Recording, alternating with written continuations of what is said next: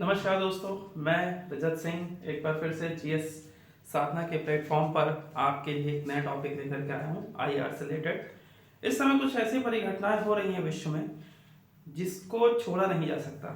जैसे ब्रिक्स का हुआ था, इंडिया नाइजर रिलेशनशिप हुआ था जिसको आप देख चुके होंगे।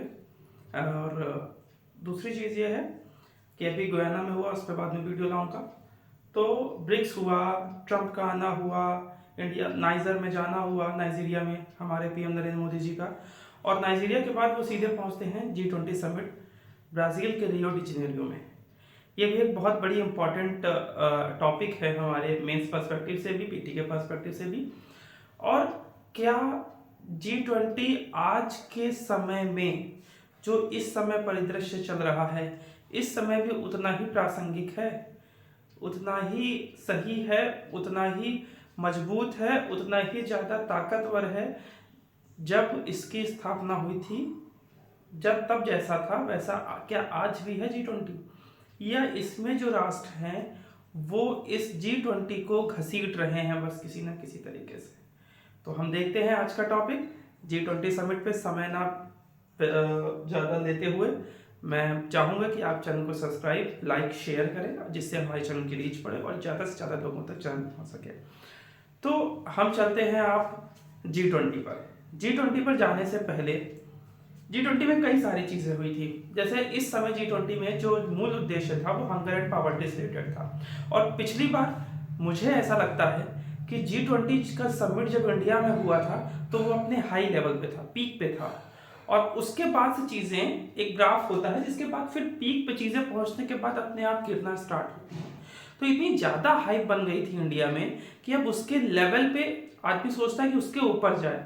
तो G20 समिट उसके ऊपर नहीं बल्कि अब डाउन जाता हुआ दिखाई दे रहा है।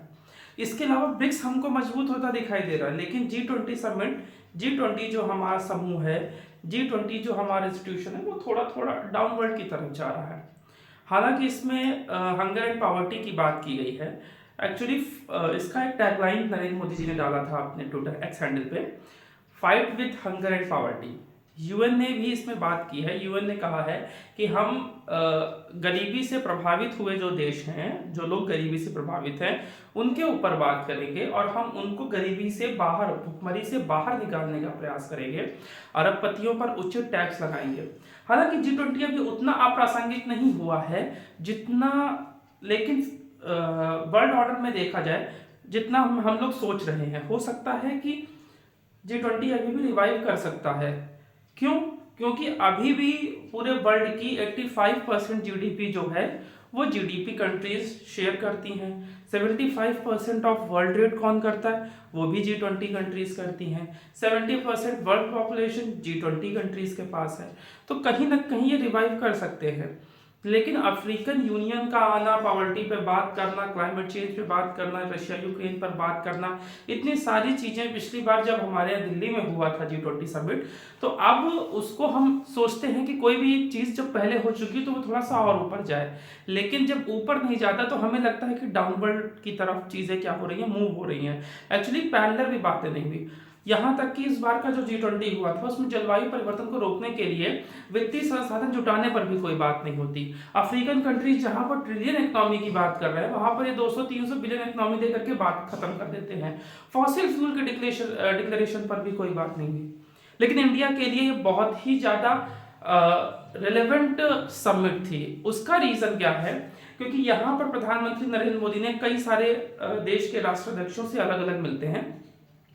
ब्रिटेन से मिलते हैं, इटली में मेलोनी जी से मिलते हैं, मैक्रोन जी से मिलते हैं, फ्रांस में, इस तरीके से वो कई लोगों से मिलते हैं। और साथ ही साथ कई सारे एग्रीमेंट भी सेंशन करते हैं, जो जिसको उन्होंने ट्विटर हैंडल पर भी अपने शेयर किया था। उसको भी हम देखेंगे, ट्विटर हैंडल की भी कुछ पोस्ट लगा दी है, उसको भी हम देखेंगे कि वास्तव में क्या क्या चीज़ें हुई हैं। और ये सारी चीज़ें जो मैंने आपको बताया था कि fight with poverty and hunger, इसको फाइट कैसे करेंगे? तो उन्होंने कहा है कि हम अरबपतियों पर टैक्स लगा करके फाइट करेंगे। तो ये सारी चीज़ों के ओवरऑल बात हुई थी। तो चलते हैं अपनी रिपोर्ट की तरफ, और उसमें सबसे पहले हम ये देखेंगे कि G20 है क्या। जब तक G20 को हम नहीं समझेंगे तब तक हुआ क्या है उसके बारे में बात करना बड़ा मुश्किल होगा।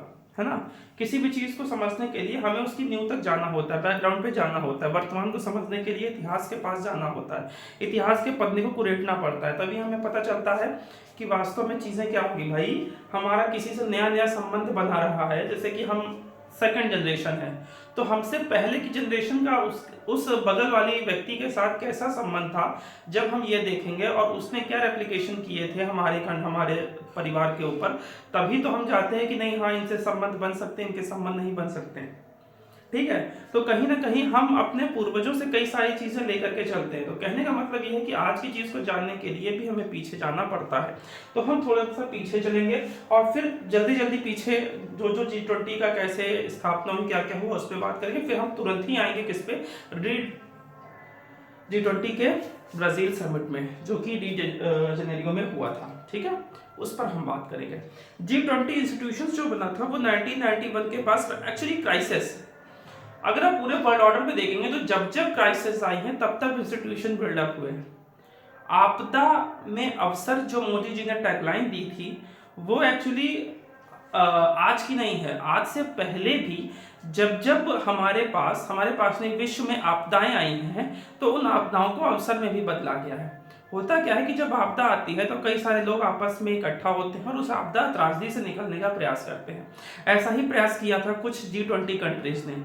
19 देशों के राष्ट्राध्यक्ष मिलते हैं, 1991 में क्राइसिस आती है और फिर उसके बाद तब केवल फाइनेंशियल इंस्टीट्यूशन से रिलेटेड लोग मिला करते थे। सेंट्रल गवर्नमेंट सेंट्रल बैंक जो होती थी उसके गवर्नर मिला करते थे, है ना, फाइनेंस इंस्टीट्यूशंस की तरह G20 की बात की थी।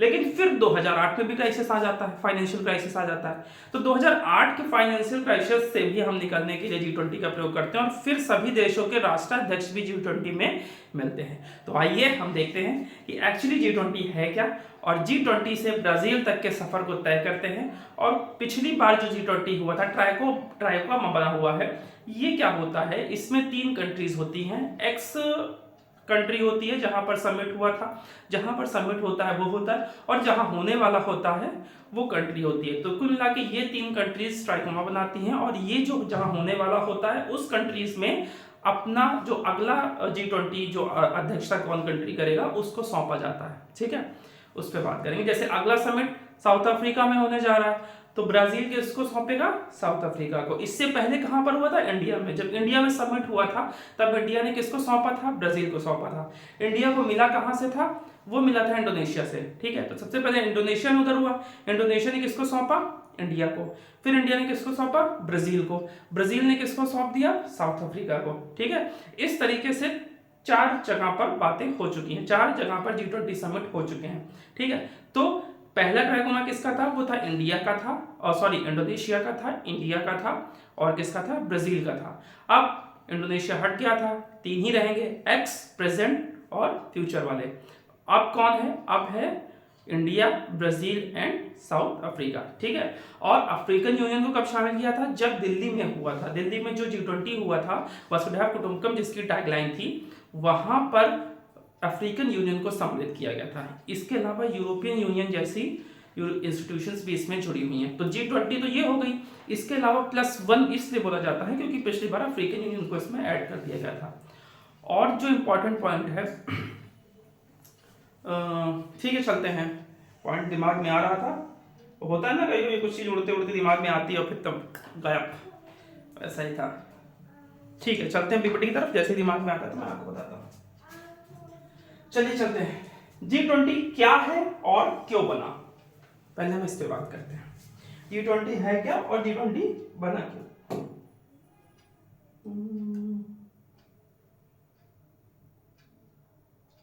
चलिए देखते हैं G20 क्या है और क्यों बना। G20 अपने नाम से ही साफ है, यह 20 देशों का एक समूह है। ठीक है, कितने देशों का समूह है, 20 देशों का। साल 1999 में जब एशिया में आर्थिक संकट आया था तब तमाम देशों के वित्त मंत्री जो फाइनेंशियल मिनिस्टर होते हैं और सेंट्रल बैंक के गवर्नर, माफ करिएगा सर मैंने 1991 बोला था, एक्चुअली 1990 1999 है, ठीक है, याद रखिएगा क्या है 1999, ठीक है। तो 1999 में जब क्राइसिस आई थी, जब एशिया में आर्थिक संकट आया था, तब कौन, फाइनेंस मिनिस्टर और सेंट्रल बैंक के गवर्नर ने मिल करके एक फोरम बनाने की सोची, जहां पर ग्लोबल इकोनॉमी और फाइनेंशियल मुद्दों पर चर्चा की जा सके। और ये ज्यादातर वैसी कंट्रीज थी जो डेवलपिंग कंट्रीज थी, उसके बाद भी और कह सकते हैं हम लोग राइजिंग इकोनॉमिक कंट्रीज थी। उन्होंने मिलकर के क्या कहा कि अब ये जो क्राइसिस है, इस क्राइसिस से हमें बचना है, और बचने के लिए उन्होंने क्या किया कि फोरम बनाने की सोची, जहां पर ग्लोबल इकोनॉमिक और फाइनेंशियली मुद्दों पर हम क्या करेंगे, चर्चा करेंगे। उसके बाद 2007 में पूरी दुनिया पर आर्थिक मंदी का साया मंडरा रहा था। ऐसे में G20 के लेवल को एक ऊपर और उठाने का प्रयास किया गया। इसे वित्त मंत्रियों के लेवल से ऊपर उठाकर हेड ऑफ स्टेट, राष्ट्राध्यक्ष के लेवल पर बना दिया गया। यानी अब इस बैठक में तमाम देशों के हेड ऑफ स्टेट या राष्ट्राध्यक्ष हिस्सा लेंगे, ठीक है। 1999 में क्राइसिस आई। क्राइसिस आने के बाद 20 देश आपस में आते हैं और एक मंच पर 20 देशों के गवर्नर और सेंट्रल बैंक के गवर्नर और कौन, फाइनेंस मिनिस्टर मिलकर के एक मंच पर बैठने की बात करते हैं, एक मंच बनाने की बात करते हैं क्राइसिस से निपटने के लिए, जिसमें हम आपस में विचारों को साझा कर सकें, ठीक है। उसके बाद क्या होता है, 2007 में फिर से आर्थिक मंदी आती है, और उस आती नहीं है, उसका मतलब आर्थिक मंदी आने वाली होती है, ऐसा लग रहा था कि मंदी आ जाएगी। तब हुआ ये कि अब भैया फाइनेंस मिनिस्टर के अलावा हमें इसको एक लेवल और ऊपर उठाना। मैंने आपको बताया ना कि कभी भी कोई चीज होती है तो हम सोचते हैं कि इसका लेवल और हाई जाए, है ना।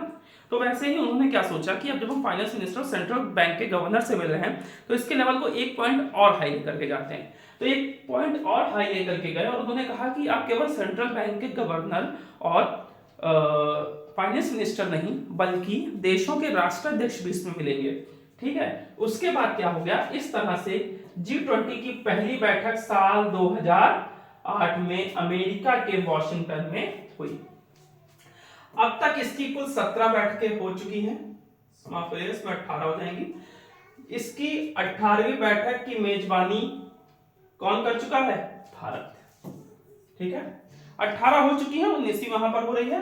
18वीं बैठक की मेजबानी कौन कर चुका है, इंडिया कर चुका है। कहां पर, दिल्ली में हुआ था, टैगलाइन वसुधैव कुटुंबकम थी। और अब 19th बैठक की मेजबानी कौन कर रहा है, ब्राजील कर रहा है, रियो डी जेनेरियो, ठीक है। वैसे तो इस ग्रुप का फोकस अर्थव्यवस्था से जुड़े मुद्दों पर चर्चा करना है। भाई फाइनेंशियल क्राइसिस से निपटने के लिए अगर आप मंच पर आए हुए हैं तो जाहिर सी बात है आप ज्यादातर किसकी बात करेंगे, फाइनेंशियल क्राइसिस की बात करेंगे। तो जब शुरुआत में कोई भी चीज बनी थी तो उसका मोटो क्या था, उसका मूल क्या था, मूल यही था कि हम अर्थव्यवस्था से जुड़े मुद्दों पर ही क्या करेंगे, चर्चा करेंगे। लेकिन वक्त के साथ इसका दायरा और बढ़ता गया और इसमें क्या क्या बातें हुई, सस्टेनेबल डेवलपमेंट की बात हमने की, ठीक है, स्वास्थ्य की बात की, एग्रीकल्चर की बात की, एनर्जी की बात की, इन्वायरमेंट की बात की, और क्लाइमेट चेंज की बात की, ठीक है, और करप्शन जैसे मुद्दे पर भी इसमें जुड़ते चले गए, टेररिज्म जैसे मुद्दे भी जुड़ते चले गए, कल्चर एक्सचेंज जैसे मुद्दे भी जुड़ते चले गए। पहले फाइनेंस पे हुआ था, फिर हमने इसका ओवरऑल दायरा बढ़ा दिया है। हम बात करते हैं कि आखिरकार ये ताकतवर कितना है, G20 कितना ताकतवर है, इसके जो कंट्रीज हैं कितने ताकतवर हैं। तो इस ग्रुप की ताकत इसमें शामिल देशों के नाम से ही जानी जा सकती है। जैसे G20 ग्रुप में 19 देश, जैसे कौन कौन सा हो गया, अर्जेंटीना, ऑस्ट्रेलिया, ब्राजील, कनाडा, चीन, France, Germany, Bharat, Indonesia, Italy, Japan, Korea, Mexico, रूस, सऊदी अरब, दक्षिण अफ्रीका, टर्की, यूनाइटेड किंगडम और संयुक्त अरब अमीरात जैसे देश शामिल हैं। इतनी बड़ी बड़ी कंट्रीज शामिल हैं, ठीक है, और इमर्जिंग कंट्रीज भी शामिल हैं, और कुछ कंट्रीज ऐसी हैं जो इमर्ज कर चुकी हैं, वो भी शामिल हैं।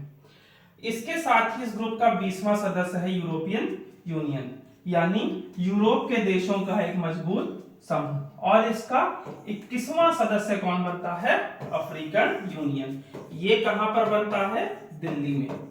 दिल्ली में कौन सा सत्र हो रहा होता है, 18th, ठीक है। टैगलाइन क्या थी, वसुधैव कुटुंबकम।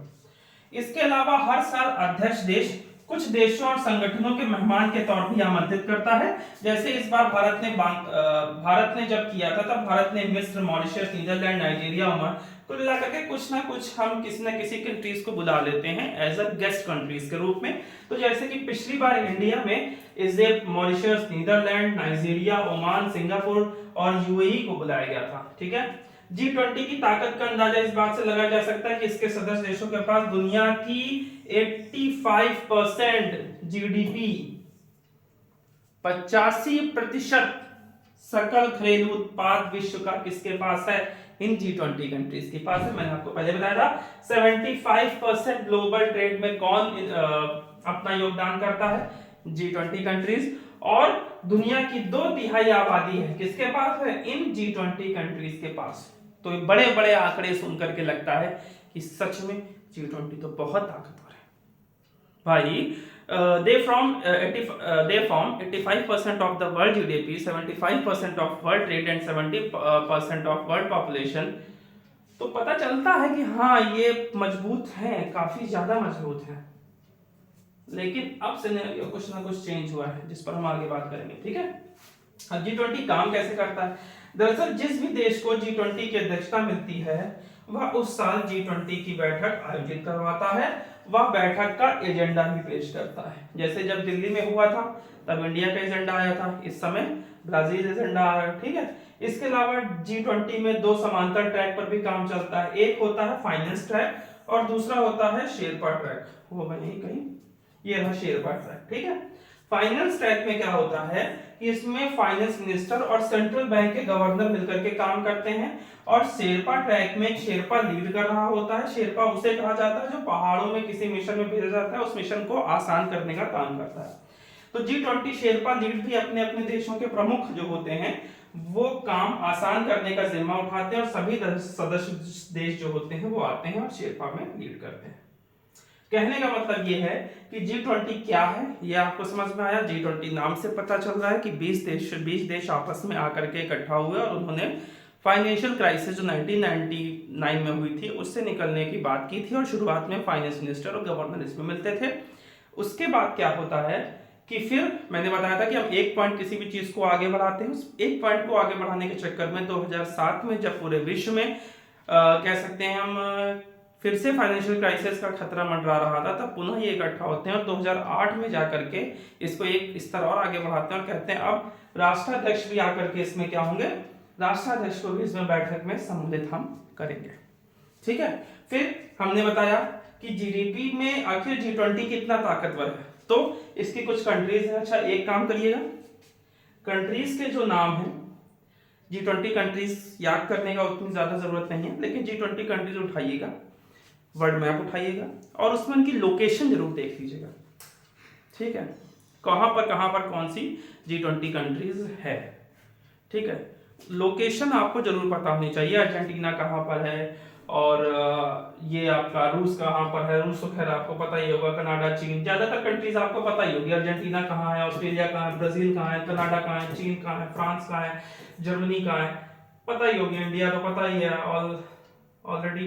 इंडोनेशिया कहां पर है, इटली कहां पर है, जापान कहां पर है, सब पता ही होगा आपको। लेकिन फिर भी एक बार उठा करके देख लीजिएगा G20 में जो कंट्रीज है उनकी लोकेशन कहां पर है। ठीक है। तो चलते हैं आगे। अगली G20 की अध्यक्षता मिलती कैसे है। ठीक है। तो ये सब हमको पता है कि पिछली बार भारत ने G20 की अध्यक्षता कर रहा था। ठीक है। लेकिन इसकी अध्यक्षता मिलती कैसे है इसको हम लोग जानते हैं। दरअसल G20 अध्यक्ष का फैसला ट्रोइका यानी एक तिकड़ी तय करती है, जिसके बारे में बता चुका था। ठीक है। ट्रोइका तिगड़ी में कौन होता है, एक होता है एक्स, एक होता है प्रेजेंट, एक होता है फ्यूचर। यानी जो पहले कर चुका है वो होता है और आने वाला होता है, प्रेजेंट वाला होता है। जब ये समिट इंडिया में हो रही थी तब ट्रोइका में कौन था, इंडोनेशिया था, स्वयं इंडिया था और जो था क्या था, ब्राजील था। लेकिन अब ये हो चुका है तो इसके बाद जो ट्रोइका बनी, इस समय की ट्रोइका की जब हम बात करेंगे तब कौन था, तब इस समय जो है वो कौन है, एक्स में इंडिया आ चुका है, प्रेजेंट में ब्राजील, अगली समिट कहां होनी है, साउथ अफ्रीका में। ठीक है, ये ट्रोइका बना है। ठीक, जैसे पिछली बार ट्रोइका में इंडोनेशिया, भारत और ब्राजील ये थे, और इस बार मैंने आपको बता दिया कि ट्रोइका में एक्स कौन था, इंडिया था, ब्राजील था जो कि प्रेजेंट था, और फ्यूचर में जहां पर समिट होना है वो कौन सा था, साउथ अफ्रीका। G20 की बैठक से फायदा क्या होता है भाई? किसी बैठक अगर आप कर रहे हैं तो उसका कोई रिजल्ट आए तब तो बैठक करना लाजमी है, वरना बैठक का कोई ऐसा सेंस नहीं बनता। तो आखिरकार G20 बैठक होने से फायदा क्या होता है, और यही हमारा सबसे जरूरी सवाल है कि इससे फायदा क्या होता है। ठीक है, अब इतना तो हम समझ चुके हैं कि ये कितना मजबूत ग्रुप है, ये हम सब लोग जान चुके हैं, लेकिन सम्मेलन के दौरान लिए गए फैसलों को मानने की कोई कानूनी बाध्यता नहीं है। ये बहुत इंपॉर्टेंट पॉइंट है। G20 में कहने का मतलब यह है कि यहां पर जो निर्णय लिए जाते हैं उनको मानने की कोई कानूनी बाध्यता नहीं है। जैसे जब जलवायु परिवर्तन को रोकने के लिए वित्तीय संसाधन जुटाने पर कोई सहमति नहीं बनी है इस समय, उसके पहले वाले में बनी थी, और विकासशील देशों ने क्या कहा था, फंड एलोकेशन की बात की थी कि आप थोड़ा फंड हमारे में एलोकेट कर दिए, तो उन्होंने कहा ठीक है हम फंड एलोकेट किए देते हैं। 200-300 बिलियन का फंड उन्होंने एलोकेट किया और अब आया जाकर के पैसा मिलियन में। ठीक है, अभी तो 200-300 बिलियन फिर से हुआ, जबकि अफ्रीकन कंट्रीज मांगे ट्रिलियन में। तो कानूनी बाध्यता नहीं होती है, ये आर्थिक रूप से ताकतवर देशों का एक ग्रुप है, इसलिए यहां लिए गए फैसलों से इंटरनेशनल ट्रेड काफी हद तक प्रभावित हो सकता है। अच्छा, इस समय भी मोदी जी ने जो जो मुलाकातें की हैं, जिन जिन देशों के राष्ट्राध्यक्षों से अलग से मिले हैं, बाइलेटरल वार्तालाप हुई है, यूनिलेटरल, बाइलेटरल, मल्टीलेटरल, 3 अलग अलग शब्द आप बार बार आप पढ़ेंगे, सुनेंगे। अर्थ क्या होता है? यूनिलेटरल का अर्थ होता है कि जब मैं सिंगल कर रहा हूं तो वो क्या होगा, यूनिलेटरल। जब मैं और किसी सेकंड पर्सन, 2 लोगों के बीच में कोई वार्तालाप हो जाएगी तो क्या हो जाएगा, या 2 देशों के बीच में हो रही तो क्या हो जाएगा, बाइलेटरल। जब कई सारे लोगों के बीच में होगी तो वो क्या होगा, मल्टीलेटरल। ठीक है, तो ताकतवर देशों का एक ग्रुप है, और यहां पर जो इंटरनेशनल ट्रेड से रिलेटेड अगर कोई चीज होती है जिसमें सभी लोग सहमत हो जाते हैं तो वो कहीं ना कहीं पूरे व्यापार को प्रभावित कर देती है। और इकोनॉमी के इस दौर में, ठीक है, हम कह सकते हैं अर्थ के इस दौर में व्यापार बहुत बड़ा हाथ देता है किसी भी कंट्रीज को उठने में और गिरने में। और ये आज की बात नहीं है, ये आज से कम हजारों साल पहले से ही ये चीजें चली आ रही हैं। जब मैं जैन और बौद्ध धर्म पढ़ाऊंगा तो बड़े बड़े राजा जैन बौद्ध धर्म को अपना क्या संरक्षण प्रोवाइड करते थे, क्योंकि बौद्धों में क्या होता था कि वो व्यापार, वो क्या करते थे कि भ्रमण करते थे, और भ्रमण कहीं ना कहीं कह सकते हैं कि किसी ना किसी राष्ट्र की क्या हो जाती है कि सॉफ्ट पावर को मजबूत कर देती है। इसीलिए क्या होता था कि वो ज्यादा से ज्यादा जैन और बौद्ध धर्म को संरक्षण प्रोवाइड करते थे, वो बाहर जाकर के सॉफ्ट पावर मेंटेन करते थे, और फिर उन दोनों कंट्रीज के बीच में ट्रेड और ज्यादा हो पाता था। समझ रहे हैं? तो धर्म कभी कभी राष्ट्र के लिए जरूरत भी बन जाता है।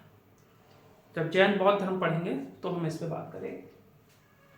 तो बैठक के अंत में G20 देशों के साझा बयान पर आपसी सहमति बनाई जाती है, जिसकी जिम्मेदारी आमतौर पर किस पर होती है, अध्यक्ष देश के ऊपर होती है। अच्छा, एक चीज और है, जिम्मेदारी आमतौर पर अध्यक्ष देश के ऊपर होती है। इससे एक पॉइंट याद आया कि यहाँ पर जो G20 सम्मेलन ब्राजील में हुआ है, यहाँ पर रशिया से व्लादिमीर पुतिन नहीं पहुंचते हैं, ठीक, नहीं पहुंचते हैं। अच्छा, उसी के समय में ये बोला जाता है कि व्लादिमीर पुतिन जो है भारत के दौरे पर आएंगे।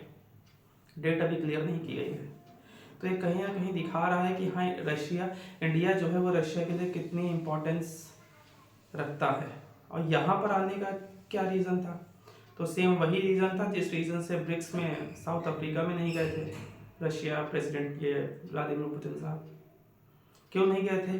इंटरनेशनल क्रिमिनल कोर्ट ने उनके ऊपर सैंक्शन लगा रखे हैं और ब्राजील ने उस पर साइन करा रखा है। अगर वो आते तो कूटनीतिक रूप से परेशानी हो सकती थी, और इसलिए यहाँ पर क्या था कि जो सहमति बन रही थी वो सहमति हो सकता है कि ना बन पाती, या एक अलग एंगल पैदा हो जाता और ये समिट सक्सेसफुल ना हो पाता, इसीलिए वो नहीं आए। और जिम्मेदारी किसकी होती है सहमति बनाने पर? जिसका यहाँ ये समिट हो रही होती है। ठीक है, भारत भी इसकी पुरजोर कोशिश कर रहा है कि वह बैठक के दौरान G20 पर अपने बयान को रखेगा, और मोदी जी ने बड़े ही अच्छे तरीके से अपने बयान को रखा है। क्या रखा है कि यस, हम फाइट करेंगे हंगर एंड पॉवर्टी के खिलाफ। ठीक है, ब्राजील में शिखर सम्मेलन में अब क्या हुआ, ओवरऑल आपको एक रिव्यू मिल चुका है कि क्या क्या हुआ है। G20 होता क्या है। G20 1999 में जब क्राइसिस आती है तो क्राइसिस के समय सब इकट्ठा होते हैं। इकट्ठा होने के पश्चात 20 देशों के, जो अर्जेंटीना जैसे देश थे, इंडिया था, ठीक है, इंडोनेशिया था, और यहाँ के फाइनेंस मिनिस्टर्स और सेंट्रल बैंक के गवर्नर मिलते हैं। मिल करके करते क्या है, मिल करके एक मीटिंग करते हैं और कहते हैं कि हमें इस क्राइसिस से कैसे कैसे निकलना है। हम उन विकल्प को साझा करेंगे और एक दूसरों के अनुभव को हम आपस में बांटेंगे। फिर 2007 में जब क्राइसिस के, फाइनेंशियल क्राइसिस के दौर मंडरा रहे थे, बादल मंडरा रहे थे पूरे विश्व पे, तब हमने क्या किया, तब उसके बाद इस G20 का जो समिट था, G20 को हम एक पॉइंट और ऊपर दे गए और हमने राष्ट्राध्यक्षों को साथ में लेकर के मिलने की बात की। ठीक है, उसके बाद G20 उसी तरीके से लगातार होता रहा।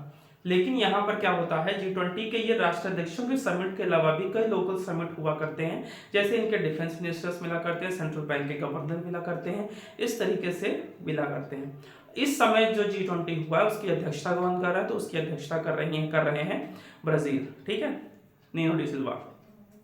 ब्राजील का रियो डी जेनेरियो में इसका समिट हो रहा है। इसके पहले कहां पर हुआ था, इंडिया में हुआ था, और उसके बाद कहां होगा, आने वाला जो अगला होगा समिट वो कहां पर होगा, अफ्रीका में होगा। तो जो ट्राइमा बना है, ट्राइमा में क्या होता है कि उसमें एक एक्स होता है, प्रेजेंट होता है और फ्यूचर कंट्री होती है जहां पर इसकी अध्यक्षता होती है। एक्स में कौन है, इंडिया, और प्रेजेंट में कौन है, ब्राजील, और अगली कहां पर होगी, साउथ अफ्रीका में। और जब इंडिया हुआ था तब इसका ट्राइकोमा कौन था, इंडिया प्रेजेंट में था, एक्स में इंडोनेशिया था और फ्यूचर में कौन था, ब्राजील था। इस तरीके से इसकी अध्यक्षता को जो जहां ये हो रहा होता है वो देश आने वाले देश को अध्यक्षता क्या करता है, सौंप देता है। ठीक है, इतना हमने समझा। और G20 कितना ताकतवर है इस पे भी हमने बात की। ठीक है, ताकतवर कैसे है, क्योंकि 85% वर्ल्ड जीडीपी में शेयर करता है, 75% वर्ल्ड ट्रेड इसी का होता है, 70% वर्ल्ड पॉपुलेशन इसी की है। इतना ताकतवर है। इसकी कंट्रीज के नाम जब हम सुन लेते हैं तभी हमें इसकी ताकत का अंदाजा हो जाता है। और हमने इसमें क्या देखा, ताकत के अलावा, लेकिन यहाँ पर एक प्रॉब्लम है कि यहाँ पर जो आपस में सहमति होती है उसमें कोई कानूनी बाध्यता नहीं है कि आपको करना ही करना है, ये उस देश की स्वेच्छा पर निर्भर कर देता है। लेकिन उसके बाद भी कि ये कंट्रीज ट्रेड में 75% शेयर करती हैं, तो ट्रेड से संबंधित यहाँ पर अगर कोई मुद्दा होता है, आपसी सहमति बन जाती है, तो पूरे वर्ल्ड में ट्रेड को प्रभावित कर सकते हैं G20 कंट्रीज। इसलिए G20 कंट्रीज का समिट होता है, G20 समिट होता है, वो इंपॉर्टेंट हो जाता है। अब बात करते हैं कि ब्राजील में क्या हुआ है। इस सम्मेलन में G20 देशों के अलावा कई अतिथि देशों के राष्ट्राध्यक्षों को भी शामिल किया गया था। भारत के प्रतिनिधि मंडल की अगुवाई खुद प्रधानमंत्री नरेंद्र मोदी ने की। ब्राजील घोषणा पत्र में भूखमरी से लड़ने के लिए एक वैश्विक समझौते और युद्धग्रस्त गाजा के लिए भी अधिक सहायता और पश्चिम एशिया तथा यूक्रेन की शत्रुता को समाप्त करने की बात की गई है। ठीक है, मेन मुद्दा अगर इसमें देखा जाए तो कह सकते हैं हम भूखमरी। ठीक है, किस पे बात की गई है, अगर हम मेन मुद्दे की बात कर देते हैं तो जो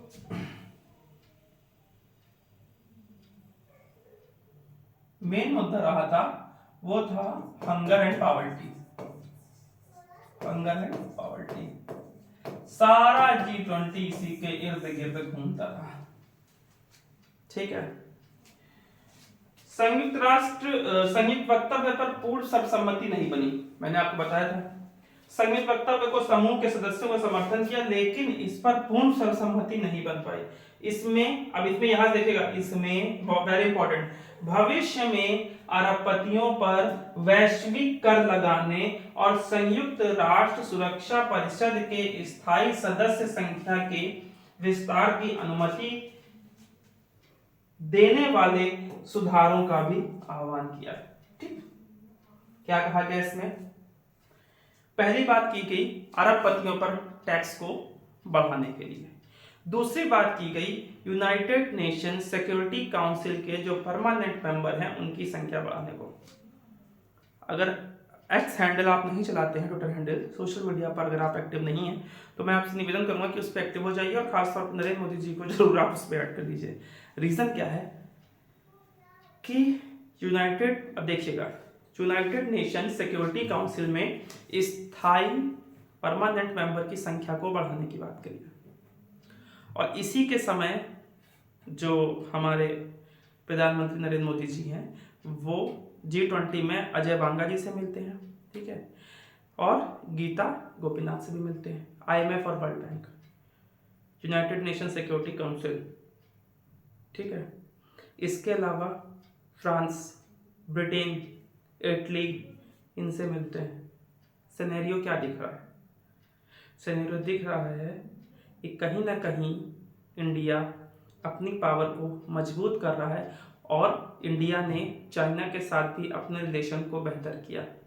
हालांकि चाइना प्रयास तो यही करेगा कि यूनाइटेड नेशन सिक्योरिटी काउंसिल में कभी भी परमानेंट मेंबर इंडिया को नहीं मिले, लेकिन सिनेरियो जो अभी दिख रहा है, ब्रिटेन, इटली, फ्रांस सबसे मिले, गीता गोपीनाथ, अजय बांगा दोनों लोगों से मिले। इसके अलावा चाइना से भी उन्होंने अपने संबंध को सुधारा और रशिया के साथ उन्होंने क्या किया, रशिया में व्लादिमीर पुतिन आ ही रहे हैं हमारे पास, ठीक है, भारत की यात्रा के लिए। तो सिनेरियो कहीं ना कहीं ऐसा लग रहा है मोदी जी बनाने का प्रयास कर रहे हैं कि जब यूनाइटेड नेशन सिक्योरिटी काउंसिल में परमानेंट सीट बढ़ने की बात होती है तब सभी लोग ताली बजाएं और इंडिया का उसमें स्वागत किया जाए। देख के सिनेरियो ऐसा ही लग रहा है। और दूसरी चीज यहाँ पर क्या बात की गई है, भविष्य में अरबपतियों पर वैश्विक कर लगाने की बात की गई है। हर सिक्के के दो पहलू होते हैं और इस पर भी दो पहलू हैं। एक्चुअली हुआ क्या था कि अरबपतियों क्या करते थे कि अरबपति अपनी कंपनी को ऐसे देश में रजिस्टर कराते थे जहां पर टैक्स रेट कम होता था। ऐसी कंट्रीज में अपनी कंपनी को रजिस्टर करा लिया जहां पर टैक्स रेट क्या है, कम है। तो जहां पर टैक्स रेट कम है तो उनको क्या होगा, टैक्स कम देना पड़ेगा। तो ये सब इनकी खामियां थी जिस खामियों को इन्होंने देखा और इन खामियों का प्रयोग करके दुनिया भर के जो अरबपति थे वो करों में क्या करते थे, बचत करते थे। तो इस सब खामियों से परिचित G20 कंट्रीज भी थी और उन्होंने कहा भाई साहब आप ऐसा कर रहे हैं तो आप ऐसा करिए, ज्यादा कुछ ना करिए। अरबपतियों से कहा कि आप टैक्स थोड़ा सा बढ़ा दीजिए। इससे क्या होगा कि आय की असमानता में, अर्थात कह सकते हैं हम गरीबी और अमीरी में जो एक बड़ा गैप है, गैप को भरा जा सकता है, ठीक है। हुआ कहां से, G20 फाइनेंशियल ट्रैक के शोध को जब हम पढ़ें तो उसमें साफ साफ लिखा हुआ है कि अमीर लोगों पर अगर हम 2% संपत्ति कर लगा देते हैं, ठीक है, तो सालाना 250 अरब डॉलर का टैक्स इकट्ठा किया जा सकता है। 2% संपत्ति कर बढ़ा के 250 अरब डॉलर का टैक्स इकट्ठा कर सकते हैं और इस टैक्स का प्रयोग हम अमीर और गरीब के बीच के गैप को कम करने में प्रयोग कर सकते हैं और जलवायु परिवर्तन को रोकने के लिए जो वित्तीय साधन संसाधन जुटाने हैं उनमें प्रयोग कर सकते हैं और क्लाइमेट चेंज के लिए जो अदर कंट्रीज पैसा मांग रही हैं उसमें हम इनका प्रयोग कर सकते हैं। सुनने में बड़ा अच्छा लगा। मानवाधिकार आयोग ने भी कहा बहुत बढ़िया, क्या बात है, क्या बात है, क्या बात बोल दी भाई साहब आपने। ब्राजील ने क्या बात बोल दी है, अरबपतियों पर टैक्स लगाओ, बिल्कुल टैक्स लगाओ भाई। 2% भी अगर बढ़ जाता है तो 250 अरब डॉलर होता है। ऐसा करो कि 5% टैक्स लगा दो, बिल्कुल, और टैक्स लगा करके जितने गरीब हैं उनको बांट दो। मतलब बात सुनिए तो हंसी आती है, ऐसा लगता है कि टैक्स लगाने से इसका उपाय हो जाएगा। भैया पॉलिसी चेंजेस करिए, ठीक है, आप उस कंट्रीज में स्ट्रक्चरल चेंज लाइए, माइंडसेट को चेंज करिए, एजुकेशन दीजिए, ठीक है। मतलब ठीक है टैक्स लगाना सही है, लेकिन मान लीजिए कोई भाई अमीर भी अगर अमीर बना है तो उसने भी मेहनत की होगी, उसने भी अपने माइंडसेट का यूज किया होगा, ठीक है, तब वो अमीर बना है, ठीक है। लेकिन ये चीज टैक्स लगा रहे हो आप, चलिए ठीक है, लेकिन ये कब तक रहेगा? क्या यही सॉल्यूशन है इन सब चीजों से निकलने का? एक लिमिट तक ही तो आप लगा सकते हो, 10 साल 12 साल लगा लीजिए आप, और आप पॉलिसी में चेंजेस कोई ना लाइए, स्ट्रक्चरल चेंजेस आप कोई ना करिए, माइंडसेट को आप चेंज ना करिए, अपॉर्चुनिटीज आप लाइए ना। तो आपको क्या लगता है कि वो टैक्स बढ़ाने से ही चीजें सब सारा सॉल्यूशन हो जाएगा? अभी ये सब चीजें अच्छी लग रही हैं, अभी ये सब चीजें अच्छी लग रही हैं, लेकिन आगे चल के जब हम देखेंगे तो यही हमारे परेशानियों का काम बन जाएगा। अब यहां पे एक चीज और हो जाएगी, आपको क्या लग रहा है अरबपति लूप होल नहीं खोजेंगे? अरबपति लूप होल बिल्कुल खोज लेंगे। अभी जो टैक्स दिया जा रहा है, जो टैक्स इतना, अरबपति अभी भी थोड़ा बहुत जो टैक्स दिए दे रहे हैं, लेकिन 2% और टैक्स इंक्रीज हो गया तो वो फिर कहीं ना कहीं लूप होल का यूज करेंगे और फिर टैक्स की चोरी बढ़ेगी। तो ओवरऑल तो यही दिख रहा है ना कि इस तरीके का टैक्स बढ़ाने से रिजल्ट कुछ नहीं निकलना है। अरबपति अपनी इनकम ही उतनी नहीं दिखाएंगे, अरबपति दिखा देंगे कि हमारी, या अलग अलग इंस्टीट्यूशन से अलग अलग देशों में अलग अलग नाम पर पे अपनी कंपनीज को खोल लेंगे।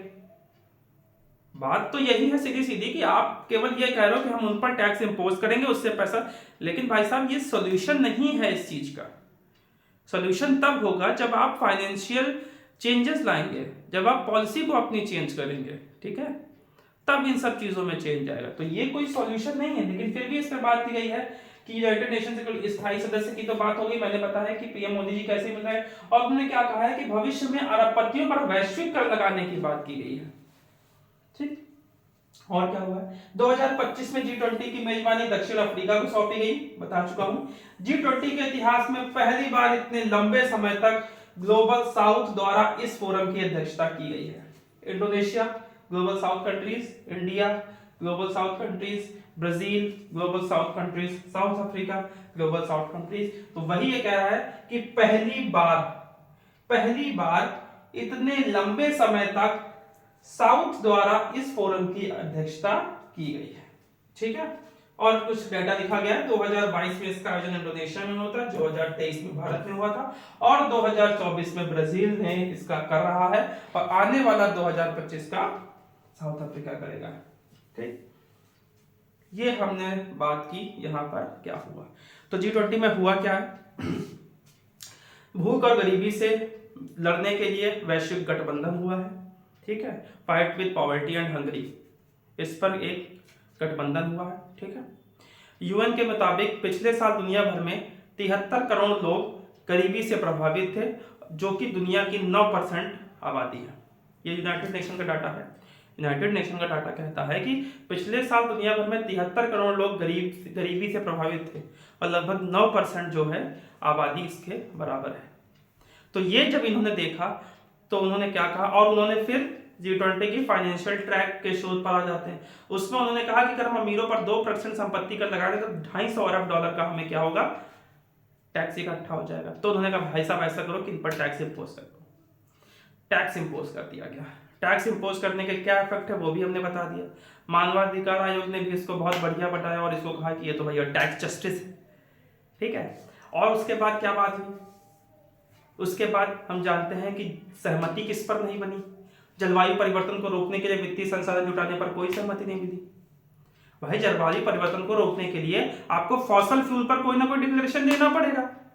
फॉसल फ्यूल पर जब आप डिक्लेरेशन देंगे तो फिर आपको सऊदी अरब, ईरान जैसे कंट्रीज से बैन लेना पड़ेगा, जो आप चाह नहीं रहे हैं।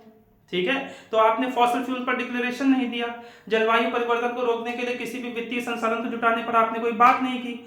और उसके अलावा संभावना ये जताई जा रही थी कि विकासशील देशों के लिए एक बड़ा फंड एलोकेट कर देंगे ये लोग, जिस फंड का प्रयोग कौन करेंगे, विकासशील देश करेंगे क्लाइमेट चेंज से लड़ने के लिए। कार्बन फुटप्रिंट को हम जानते हैं, कार्बन फुटप्रिंट में कार्बन को वो खरीद लेंगे। ठीक है, जब बात करूंगा तब मैं इसको समझाऊंगा आगे चल के, किसी और स्लाइड में, किसी और नई वीडियो लेकर के आ जाऊंगा। ठीक है, और बात हुई थी पिछले साल पेरिस समिट में, जब 200 से 300 बिलियन के आसपास जब उन्होंने पैसा मांगा था, तब 200 से 300 मिलियन के आसपास पैसा आया। और इस बार अफ्रीकन यूनियन जब आपसे फंड मांग रही हैं, कितना ट्रिलियनों में आपके पैसा मांग रही हैं, तो कुछ तो बढ़ा देते। वही 200 से 300 बिलियन चल रहा है, और उसके बाद सैंक्शन होने के बाद कितना आएगा वो आने के बाद पता चल जाएगा। ठीक है, तो भले ये 75% वर्ल्ड ट्रेड में सबमिट कर रहे हैं, भले ये 85% ऑफ वर्ल्ड जीडीपी है, लेकिन आपको अपना दिल बड़ा करना पड़ेगा। ठीक है, ऐसे नहीं होता है, सारी कंट्रीज को साथ में लेकर के चलना पड़ता है। अर्जेंटीना जैसी कंट्रीज को भी आपको साथ में लेके चलना पड़ेगा। तो इन सब चीजों पे बात हुई। अब बात करते हैं इंडिया के पर्सपेक्टिव में ये G20 समिट कैसा रहा, कितना अच्छा रहा, कितना खराब रहा। इंडिया के पर्सपेक्टिव से तो बहुत अच्छा रहा, क्योंकि ये G20 जैसा रहा, और आपत्तियों पर टैक्स लगाने की बात की, जलवायु पर, ये इसका टोटल समिट की बात है, लेकिन प्रधानमंत्री नरेंद्र मोदी जी ने जाकर के जो किया वो बहुत अच्छा किया। ब्रिटेन से मिलते हैं, अच्छा यूनाइटेड नेशन सिक्योरिटी काउंसिल में भी स्थायी परमानेंट मेंबर बनाने की बात की, गीता गोपीनाथ से मिल रहे हैं, अजय बांगा से मिल रहे हैं, ठीक है। और ब्रिटेन से मुलाकात हो रही, इटली से मुलाकात हो रही, फ्रांस से मुलाकात हो रही है, ठीक है। क्या किया, फ्रांस के राष्ट्रपति इमैनुअल मैक्रोन से उन्होंने मुलाकात की। इस दौरान पीएम मोदी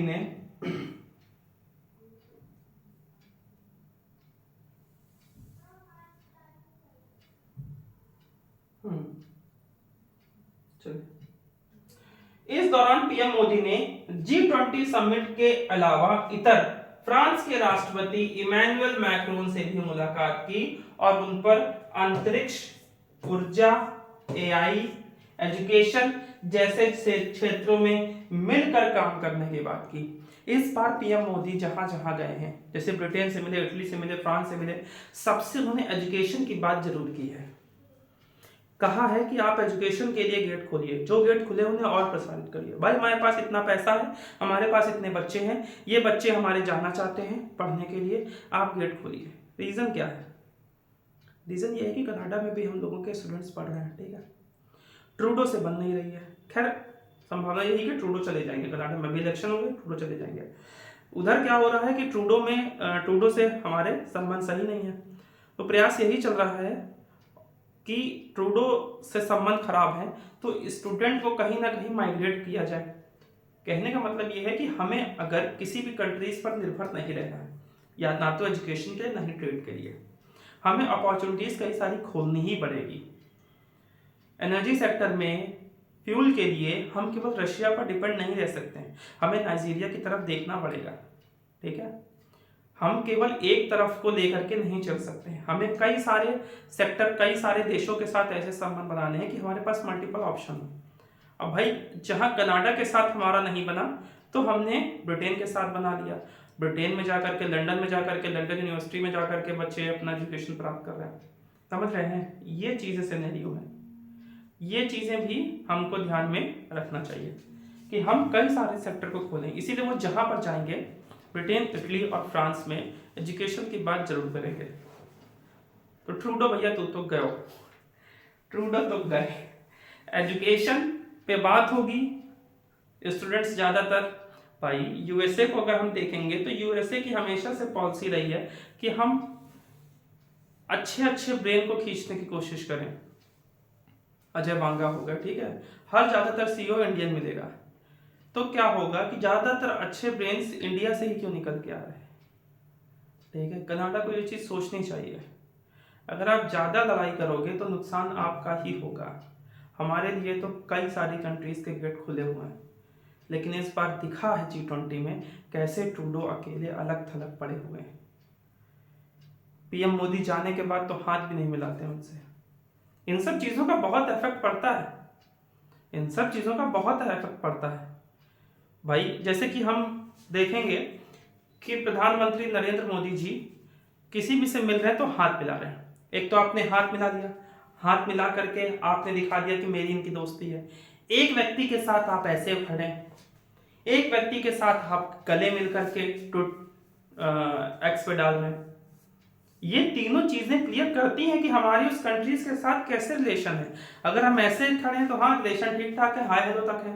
जब हम हाथ मिला रहे हैं तो हाँ फ्रेंडशिप के हैं रिलेशन, गले मिल रहे हैं तो हमारी दोस्ती के रिलेशनशिप है। इसीलिए शायद शी जिनपिंग और ब्रिटेन के जब एक्स हैंडल पे हम देखते हैं तो हम देखते हैं कि दोनों एक दूसरे के हाथ जोड़ करके ऐसे खड़े हैं। और वहीं जब हम अपने प्रधानमंत्री नरेंद्र मोदी जी और ब्रिटेन के पीएम सब मिल रहे हैं की स्टार से, तो वो हाथ मिला करके खड़े हो रहे हैं। इमैनुअल मैक्रोन से भी हाथ मिला रहे हैं, मेलानी जी से भी हाथ मिला रहे हैं। ये दिखा रहा है कि इंडिया का रिलेशन कितना है। और वहीं पर उन्होंने क्या किया, ट्रूडो से हाथ तक नहीं मिलाया।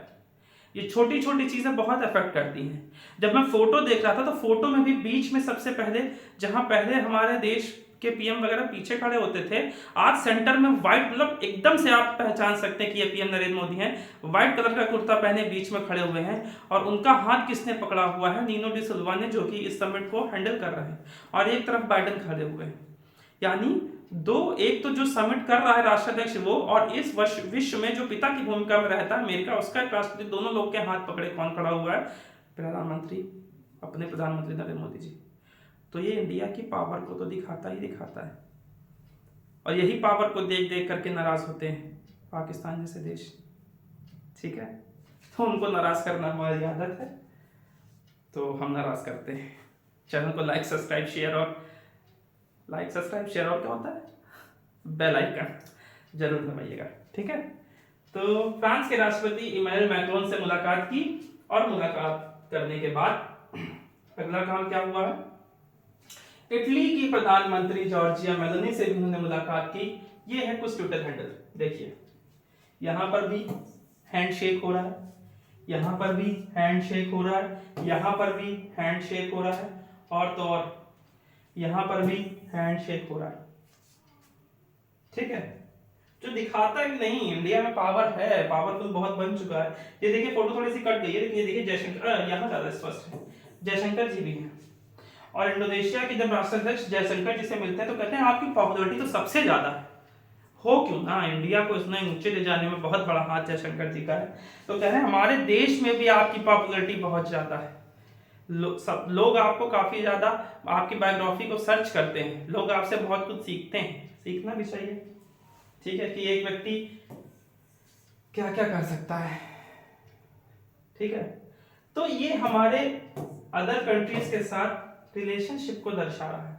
यहां पर क्या कहा? It's always wonderful to meet my good friend. ठीक है, PM Albanese, their talks were extremely fruitful and our focus will remain futuristic sector which will future global growth and sustainability। और यहां पर क्या कह रहे हैं Antonio Albanese? Renewable energy partnership is officially launched. नवीकरणीय ऊर्जा से संबंधित जो समझौता था वो ऑफिशियली लॉन्च हो गया है हमारा, बहुत बड़ी बात है। उसके बाद ठीक है, it is always a matter of immense joy to meet my friend, ये चीजें जरूर ध्यान दीजिए। President Emmanuel Macron compliment him on the successful hosting of Paris Olympic and Paralympic earlier this year। Specialty, we talked about how India and France will keep growing closely in sector। अब देखिए किसमें होगा, space में, energy में, AI में और other such futuristic area में भी हम आपस में सहयोग करेंगे।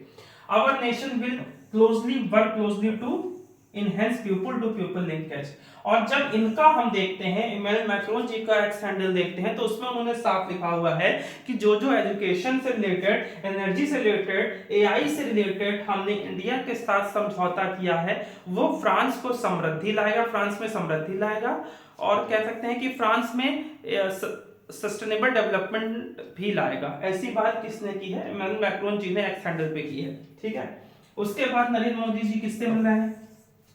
मेलोनी जी से मिल रहा है। Glad to have met Prime Minister Giorgia Meloni on the sidelines of the Rio de Janeiro summit. Our talk center around the deepening ties in defense। ठीक है, अब यहाँ पर जो मिडिल ईस्ट इकोनॉमिक कॉरिडोर बन रहा है उस पर भी बात करते हैं।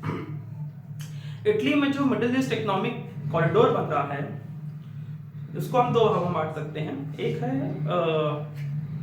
इंडिया से महाराष्ट्र से शुरू हो रहा है, जो ये वाला एरिया हो गया, और दूसरा एरिया सेंट्रल एशिया का हो गया। इस वाले एरिया में तो डेवलपमेंट लगभग हो गया, और उधर क्या हो रहा है कि इजराइल का जो वॉर है उससे उसका प्रभाव पड़ रहा है। लेकिन यहाँ पर इन्होंने क्या कह दिया है कि our talk centre around deepening ties in defence, और डिफेंस में खास तौर पर उन्होंने कहा है कि हम India Middle East economic corridor जो है उसको हम बढ़ावा देते हैं। इसके अलावा उन्होंने ज्वाइंट एसएपी जिसको हम कहते हैं स्ट्रेटेजिक एक्शन प्लान, इस पे भी उन्होंने साइन किया है 2025-29 तक ये है। इसमें क्या होगा, इसमें क्या क्या इंक्लूड होगा? डिफेंस इंडस्ट्री ज़्यादा से ज़्यादा इंडिया में सेटअप की जाएंगी, एजुकेशन पे बात की है, एजुकेशन भी यहाँ के स्टूडेंट जाकर के एजुकेशन करेंगे। और दोनों कंट्रीज के बीच में, चाहे वो Indian middle East economic corridor या किसी और तरीके से इंडिया और इटली के बीच में कनेक्टिविटी को भी बढ़ाने की बात की गई है, ठीक है। और एजुकेशन पे लगभग सबसे बात हुई है। एजुकेशन पे बात क्यों की गई? क्योंकि ट्रूडो, याद रखिएगा, defence, security, trade and technology. We also talk about how to boost cooperation in culture, education and other such area. India-Italy friendship can greatly contribute to a better planet. ठीक है, आगे एक और बचे हुए हैं जी। कीर Starmer had an extremely productivity meeting with Prime Minister Keir Starmer in Rio de Janeiro for India. United Nation Security Council के स्थायी सदस्य और बहुत बड़ी पावर, ठीक है। The comprehensive strategic partnership with the UK of immense priority in the coming years. We are eager to work closely in areas such as technology, green energy, security, innovation and technology. Innovation and technology में education ही तो होगा, तो इसमें भी हमने किसकी बात की? एजुकेशन की और कल्चरल लिंकेज की। ये सब चीजें बताती हैं कि इंडिया के लिए G20 समिट काफी ज्यादा रिलायबल रहा है। लेकिन G20 समिट की इंडिविजुअल अगर हम देखेंगे तो ये फेलियर रहा है। लेकिन इंडिया के लिए बहुत ज्यादा अपॉर्चुनिटीज हैं कि वो G20 में एक बैरियर का काम कर सकता है। भाई रशिया एक तरीके से कह सकते हैं आया नहीं, यूक्रेन वॉर में फंसा हुआ है। ब्रिटेन में 5 राष्ट्राध्यक्ष आकर के चले जा चुके हैं, ऋषि सुनक वगैरह। अच्छा, एक चीज और भी है जिसको मैं बताना भूल गया। ब्रिटेन के साथ जब हमने मुलाकात, पीएम प्रधानमंत्री नरेंद्र मोदी जी ने मुलाकात की है, वो मुलाकात करें कि पूरा देश मुलाकात करें, देश में हम भी तो हम निकल जा रहे हैं हम सब। कहने का मतलब ये कि प्रधानमंत्री नरेंद्र मोदी जी ने जब ब्रिटेन के साथ मुलाकात की है तो उन्होंने FTA पे बात की है, फ्री ट्रेड एग्रीमेंट पे बात की है ब्रिटेन के साथ, इनके साथ फ्री ट्रेड एग्रीमेंट जो ऋषि सुनक करना चाहते थे। अगर ऋषि सुनक का नाम है तो मुझे एकदम से याद आया, ऋषि सुनक के साथ करना चाहते थे लेकिन ऋषि सुनक के साथ हुई नहीं थी। तो अभी कीर स्टारमर के साथ उन्होंने FTA की बात की है, कल्चरल चेंज की बात की और एजुकेशन की बात की है। तो ब्रिटेन भी 5 वो देख चुका है, ब्रिटेन भी अलग क्राइसिस से जा रहा है, ठीक है। इसके अलावा चाइना में ह्यूमन राइट्स दंगे, ये सब चीजें काफी ज्यादा हो रही हैं। कई देशों के इकोनॉमी, श्रीलंका वगैरह डाउन जा चुकी है। तो ओवरऑल देखा जाए इंडिया ही यहाँ पर एक बचा हुआ है जो G20 को वास्तव में संचालित का मतलब है कि G20 में अपनी पूरी भूमिका स्पष्ट कर सकता है और इन सारे देशों के बीच में समन्वय स्थापित कर सकता है। और ये समन्वय जब स्थापित होगा तो ये सारे देश तैयार होंगे कि भैया इंडिया को यूनाइटेड नेशन सिक्योरिटी काउंसिल में सच में सदस्यता मिल जाए। और इसमें चाइना के साथ भी इंडिया ने अपने संबंधों को सुधार लिया है। तो इंडिया के पर्सपेक्टिव से तो G20 सक्सेसफुल रहा है, लेकिन G20 का जो इंडिविजुअल हम देखेंगे तो कोई इतना बड़ा चेंजेस, इतनी बड़ी समिट के बाद इतना बड़ा डिक्लेरेशन या इतना बड़ी कोई चीज हुई नहीं, क्योंकि केवल टैक्स लगाने की बात की गई है। और टैक्स आप एक लंबे टाइम तक नहीं इस तरीके के काम कर सकते हैं, आपको पॉलिसी में चेंजेस लाने पड़ेंगे, फाइनेंशियल चेंजेस लाने पड़ेंगे, कोई ना कोई ग्रेजुअल चेंज आपको करना पड़ेगा। केवल इसको करने से ग्रेजुअल चेंज नहीं हो सकता। और जलवायु परिवर्तन को रोकने के लिए भी, ठीक है, क्लाइमेट चेंज को रोकने के लिए भी कोई बात नहीं की गई है, वित्तीय संसाधन जुटाने पर कोई सहमति नहीं हुई है, फॉसिल फ्यूल पर भी कोई डिक्लेरेशन नहीं हो रही है, केवल COP29 COP30 यही चल रहा है, बस कोई भी डिक्लेरेशन नहीं हुई। क्योंकि डिक्लेरेशन आती तो सऊदी अरब, ईरान, इन सब के साथ हमारा क्या होता था, या क्या कहते हैं G20 को अभी सेक रही है। हालांकि सऊदी अरब भी अभी सही स्थिति में नहीं है भाई। फॉसिल फ्यूल पे इनकी इकोनॉमी चलती है, फॉसिल फ्यूल में इकोनॉमी चल रही है इनकी, और दुनिया रिन्यूएबल एनर्जी की तरफ जा रही है, EV व्हीकल की तरफ जा रही है। तो सबका अलग अलग, इनका भी भविष्य बड़ा आधार में ही दिख रहा है। और जो पैसा एलोकेट भी हुआ है, फंड एलोकेट भी जो हुआ है, वो फंड इतना कम है कि अफ्रीकन कंट्रीज का ट्रिलियन में और ये दे रहे हैं बिलियन में। लेकिन इंडिया के पर्सपेक्टिव से ये समिट काफ़ी ज़्यादा इंपॉर्टेंट रहा। हमने ब्रिटेन से FTA की बात भी कर ली, joint strategic plan action plan भी इटली के साथ कर लिया, और फ्रांस के साथ भी, जहाँ से राफेल आता है वहाँ से भी हमने टूरिज्म, स्पेस, एनर्जी और एजुकेशन की भी बात कर ली। ठीक है, उम्मीद करता हूँ ये सेशन आपको अच्छा लगा होगा, और अच्छा लगा है तो चैनल को लाइक, सब्सक्राइब, शेयर और जरूर करिए। बेल आइकन को जरूर दबाइए, जिससे कोई भी हम वीडियो डालते हैं तो वो आप तक जल्दी से जल्दी पहुंच पाए।